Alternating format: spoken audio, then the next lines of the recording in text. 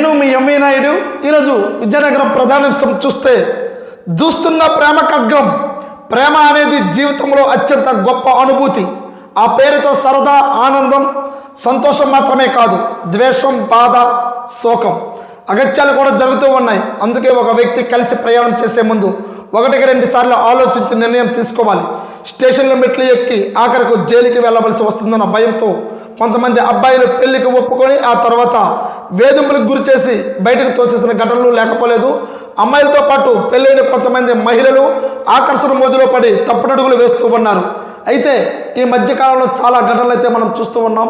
కానీ ఖచ్చితంగా ప్రేమించుకునేటప్పుడు మాత్రం నిన్న నచ్చేవారు రేపు ఎందుకు నచ్చడం లేదు, రేపు నచ్చేవారు ఈరోజు ఎందుకు నచ్చడం లేదు అర్థం కాని పరిస్థితి మాత్రం యువకుల మధ్య ఉంది.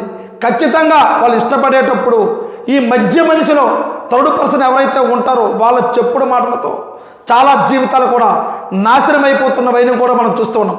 ఓకే, కనీసం నిరక్షరాస్యులు తప్పు చేస్తూ ఉన్నారంటే మనం చూస్తూనే ఉన్నాం. కానీ ఉన్నతమైన ఉద్యోగంలో ఉండి ప్రభుత్వ రంగంలో ఉండే మహిళలు కూడా, అలాగే అబ్బాయిలు కూడా ఎందుకు తప్పుడడుగులు ఇచ్చేస్తున్నారో కూడా కానీ అర్థం కాని పరిస్థితి. నిన్న ఒక ఘటన జరిగింది. మేము ఒక రెస్టారెంట్కి వెళ్ళాం. అందులో మా కెమెరామెన్తో పాటు మేము టిఫిన్ చేస్తూ ఉన్నప్పుడు ఒక 70 సంవత్సరాలు ఒక పెద్దావిడ వచ్చి మేము హోటల్లో టిఫిన్ చేస్తూ ఉండేటప్పుడు ఆమె బయట ఉంది. కనీసం నిన్న చూస్తే వేడి బయటన ఎండ చాలా ఉధృతంగా ఉంది. అయినా సరే ఆ అమ్మ తాగవలసిన నీరు కోసం బయట వేచి చూస్తూ ఉన్న సమయంలోన ఆమెను ఎందుకో కానీ 1-2 సార్లు మేము చూడవలసి వచ్చింది. వచ్చిన తర్వాత ఆమె ఆ పెద్దావిడ మమ్మల్ని అడిగింది, నేను కొద్ది నీరు తాగవచ్చా అని. అలాంటప్పుడు మా కన్నీళ్ళు కూడా ఆగలేదు. కనీసం ఆమె యొక్క ఆస్తి చూస్తే ఒక 10 ఎకరాలు భూమి ఉన్న ఆసామి.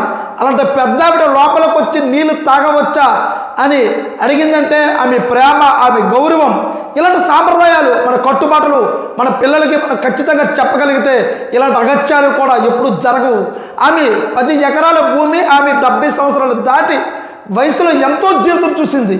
అలాంటి ఆవిడ కూడా అక్కడికి వచ్చి నీరు తాగవచ్చా అని అడిగేటప్పుడు ఆమె యొక్క సాంప్రదాయం, ఆమె యొక్క ప్రేమ, ఆమె యొక్క గౌరవం, ఆమె యొక్క కట్టుబడి, ఇలాంటివన్నీ కూడా ఇప్పుడు ఉన్న పిల్లలకైతే మాత్రం ఖచ్చితంగా చెప్పవలసిన పరిస్థితి మనందరికీ ఉంది. అయితే ఎందుకు తప్పులు చేస్తూ ఉంటారు, తప్పుడు మాటలు, తప్పుడు మనుషులు, ఇవన్నీ కూడా ఒక ప్రేమించేటప్పుడు తెలియదానంటే మాత్రం ఇది పెద్ద ఒక నిర్వచనం. కాబట్టి దయచేసి ఈ ప్రేమ అనేది పక్కన పెడితే దేశానికి సేవ చేయడానికో, రాష్ట్రానికి సేవ చేయడానికో, అనేకమైన రకాలమైన కష్టాల్లో ఉన్నారు ప్రజల సేవ చేయడానికో వాటిపై దృష్టి సారిద్దాం. అంతేగాని ఇలాంటి ఘటనలు అయితే మాత్రము ఎవరికి కూడా మంచివి కాదు. ఎందుకంటే అక్కడ మగైనా ఆడైనా సరే ఒక తప్పుడు నిర్ణయం తీసుకునేటప్పుడు ఖచ్చితంగా చాలా కుటుంబాలపై ఈ ప్రభావం చూపుతూ ఉంటుంది. కాబట్టి ముందుంజే ఇలాంటి ఘటనలు జరగకుండా ఉండాలి అంటే మాత్రం ఖచ్చితంగా ఇలాంటి వాటికైతే మాత్రం దూరంగా ఉండాలి. లేకపోతే మాత్రం ఇలాంటి ఘటనలు జరుగుతూ ఉంటాయి. కాబట్టి ఇవి చాలా ఈ సెన్సిటివ్ మ్యాటర్. ఇలాంటి వాటికి మనం చాలా సమస్య. దీని గురించి తర్వాత మనం మాట్లాడదాం. విజయనగరంలో ప్రజల సంస్థలు చూద్దాం. 605 పడకల పెంపుతో సూపర్ సేవలు.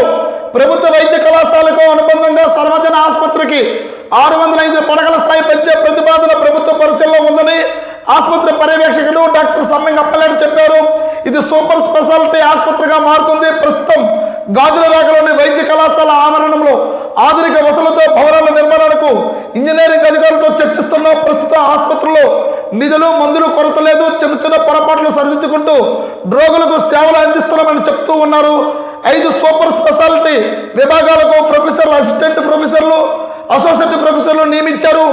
Neuro surgical 3, neurology 2, nephrology 1, urology 2, medical oncology విభాగానికి ఒక వైద్య నిపుణులతో అందుబాటులో ఉన్నారు. వసతులు సమకూరితే వారి సేవలు అందుబాటులోకి వస్తాయి. ఒక్కో విభాగానికి 20 చొప్పున 100 పడకలు తప్పనిసరి.